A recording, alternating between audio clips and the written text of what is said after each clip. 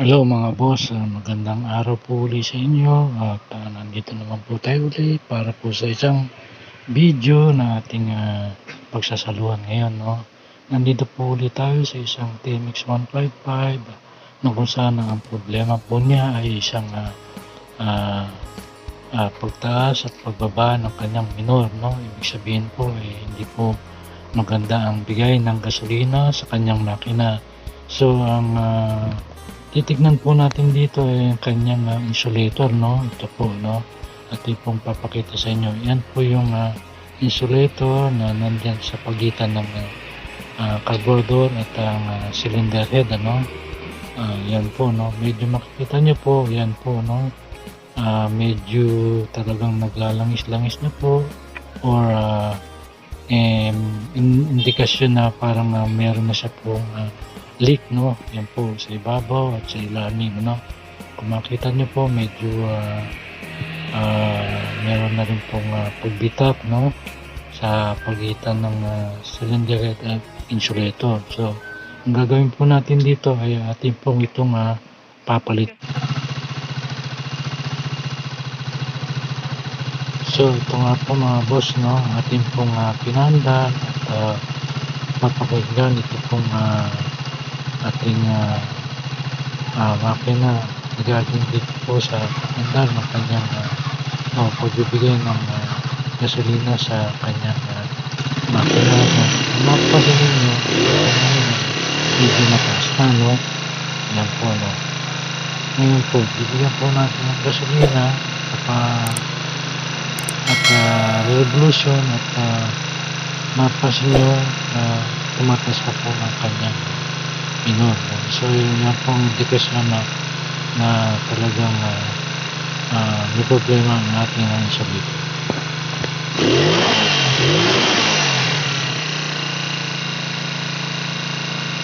So yan po, no, lalo pa po talagang tumataas ang kanyang minor habang ating binibigyan ng gas, no. So yan po ang problema natin at so kailangan na po talaga natin palitan ang ating insulator.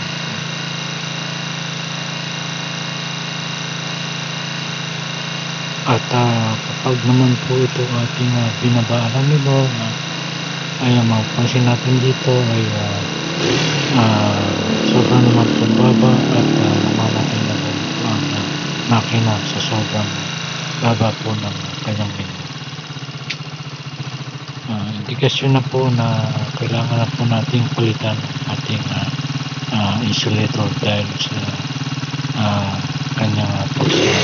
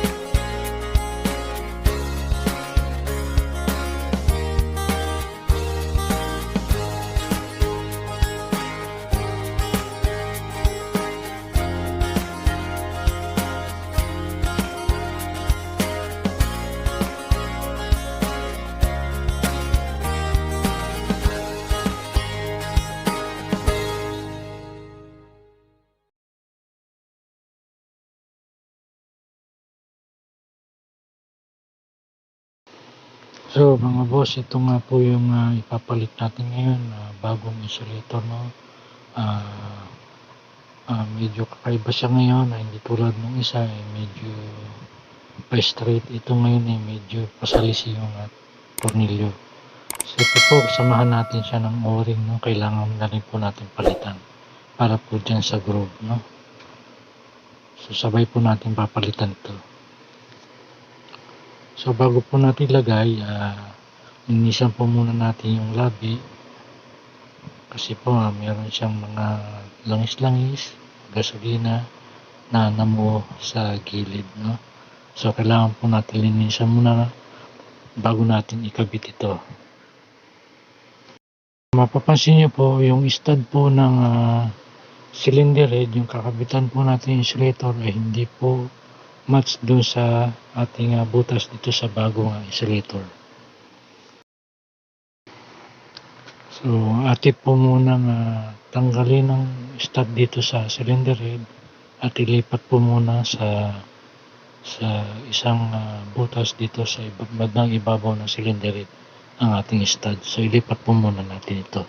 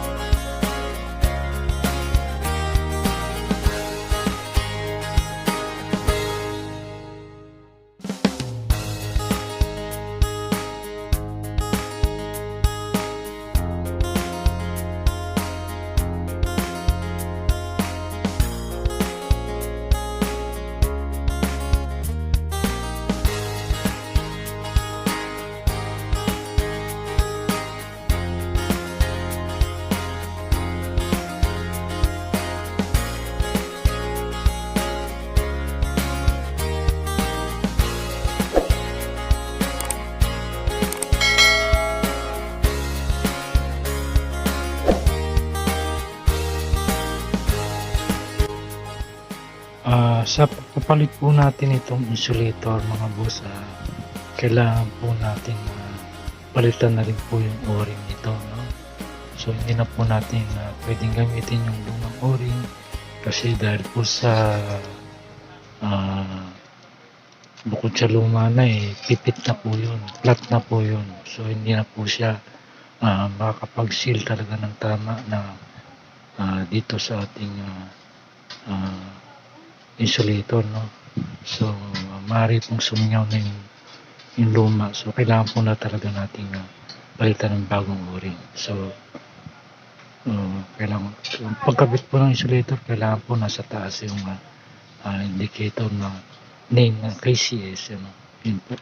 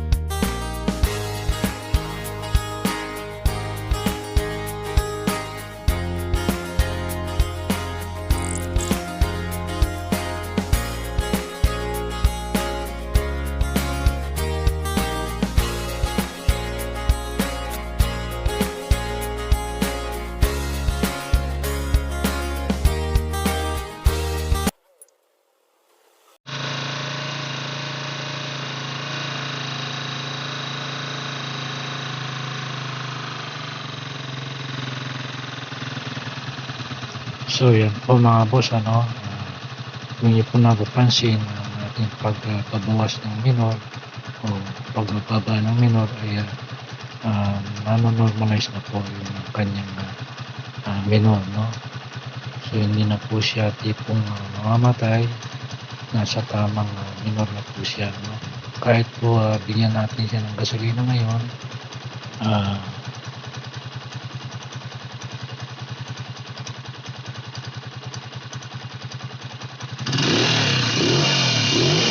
po boss, no? Kahit bigyan po natin ng gasolina ngayon, i-throttle po natin at bumabalik na po siya sa tamang minor niya at tamang baba.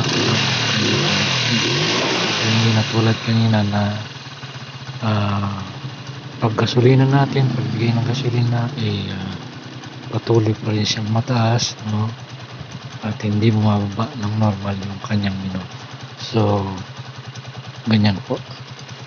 So sana po nakatulong ako sa inyo mga boss at maraming salamat po sa inyong panonood.